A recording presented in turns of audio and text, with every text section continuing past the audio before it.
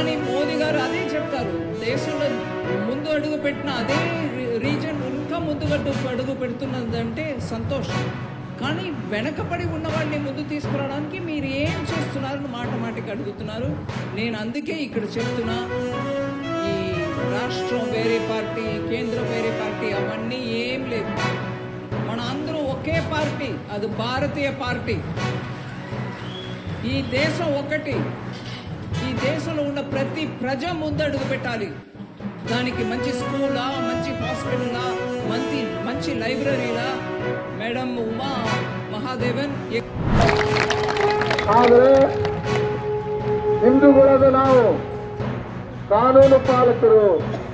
ಅದಕ್ಕೋಸ್ಕರ ನಿಮ್ಮ ಈ ಗುಂಡಾವರ್ತನೆ, ನಿಮ್ಮ ಈ ದುರಾಡಳಿತವನ್ನ ನಾವು ಶಾಂತ ರೀತಿಯಿಂದ ಪ್ರತಿಭಟನೆ ಮಾಡ್ತಾ ಇದ್ದೇವೆ.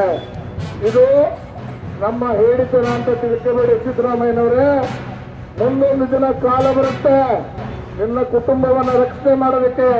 ಎಂ.ಬಿ. ಪಾಟೀಲ್ರೆ, ನಿಮ್ಮ ಕುಟುಂಬವನ್ನು ರಕ್ಷಣೆ ಮಾಡೋದಕ್ಕೆ ಇದೇ ಹಿಂದೂ ಸಮಾಜವನ್ನು ನಿಲ್ಲಬೇಕಾಗ್ತದೆ, ಬೇರೆ ಯಾರು ಬರೋದಿಲ್ಲ. ಅದಕ್ಕೋಸ್ಕರ ಈ ಪ್ರತಿಭಟನೆ ಸಭೆಯನ್ನು ಉದ್ದೇಶಿಸಿ ಪರಮ ಪೂಜ್ಯರು ಒಂದೆರಡು ಮಾತುಗಳನ್ನು ಹೇಳ್ತಾರೆ.